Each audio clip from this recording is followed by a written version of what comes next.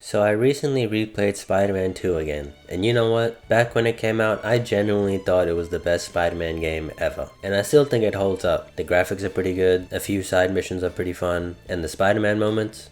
Peak. You get to see Spider-Man's strength, agility, and heroism on full display. And some of the most emotionally charged and best acted scenes in any Spider-Man game came from Insomniac Spider-Man. The story is a little debatable in the second game, but the gameplay? Pure Spider-Man. But after revisiting it and recently replaying a few other Spider-Man games I grew up with, one of which was my favorite Spider-Man game until Insomniac came along, I started to see things a little differently. That game, of course, is Ultimate Spider-Man. I realized there's one major flaw in Insomniac Spider-Man that I think keeps it from being truly amazing, and it's something that most other games do better.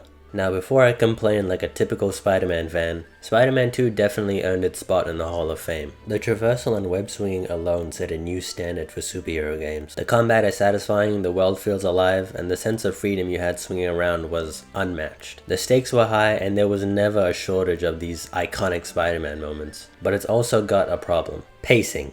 The game is constantly killing its own momentum. Let me break it down. The first game, the spin-off, and the second game start with a bang. You get to see Peter and Miles' normal lives, the opening villain gets introduced, and you're thrown into a huge action-packed set piece. You're swinging around, fighting villains, saving people, doing all the things Spider-Man does best. But then after the dust settles, you're forced to slow down. You get forced into playing as man.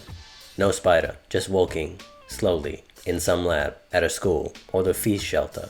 And then during these sections you have to do some mini games. And on first playthrough they can be pretty fun, not gonna lie. And thankfully they're skippable on the second playthrough. But even during the first playthrough, would you rather shoot hoops or shoot webs? Because I know what I do.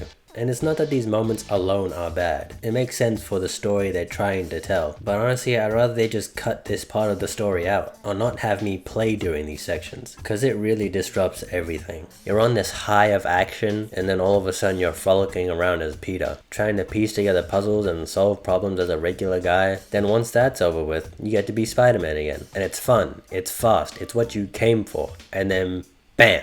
You're forced to play as Miles. As just Miles. Which is great and all, you know, Spider-Man wanting to personally help people in need.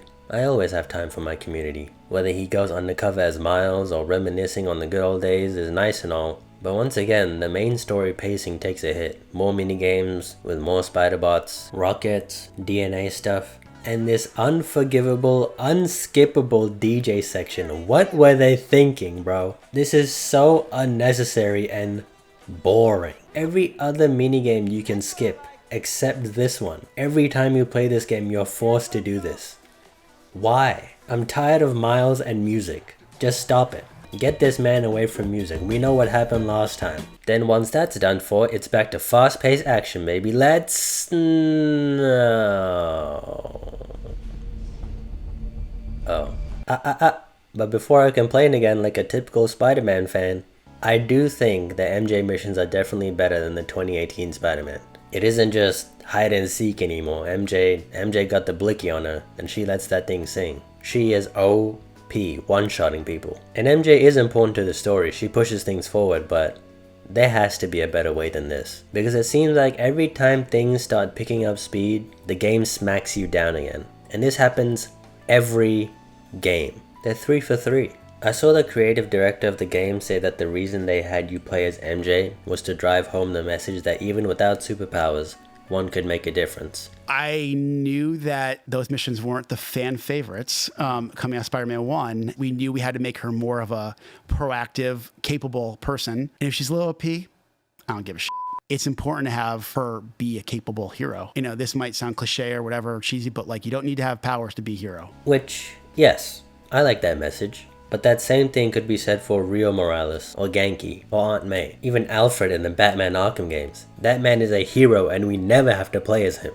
And I think all these slow elements in Insomniac's version, whether you play as Spider-Man or not, really decreases the replay value. I think it kinda muddies the whole experience. Because you know what the best part in Spider-Man 2 is? My favorite section of the game is from the moment we start tracking the lizard all the way to the end of the lizard fight. That whole 1 hour section of the game is peak. It is beautiful. It's like a snowball going down a mountain. It just keeps building and building and building. It's like the momentum never stops and it's so good. peak Spider-Man. And it saddens me that the rest of the game isn't even close to that, except maybe the beginning and the very last mission. But all other Spider-Man games never really do that. The whole game is about staying in that fast-paced, exciting rhythm, even when you're not playing as Spider-Man. The moments that break the action are few and far between, and when they do happen, they're used for dramatic effect, like in Edge of Time, Spider-Man 3, Shattered Dimensions, The Amazing Spider-Man 1, The Amazing Spider-Man 2, you get the point. It's just enough to shift the perspective and add emotional weight to the story. It doesn't feel like a chore, it feels like an important break before the action ramps back up, which Insomniac does do at times, and when it happens, it's really good.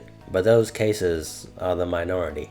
Ultimate Spider-Man, for example, never does that. It stays focused. It's Spider-Man most of the time.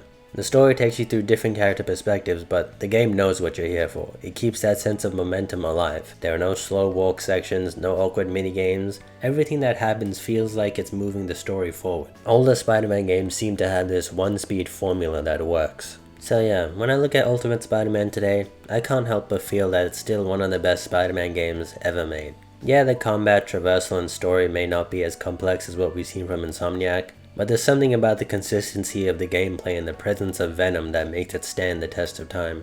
Maybe it's not the flashiest, but it's fun, and honestly, that's all I've ever wanted in a Spider-Man game. That is all. Goodbye.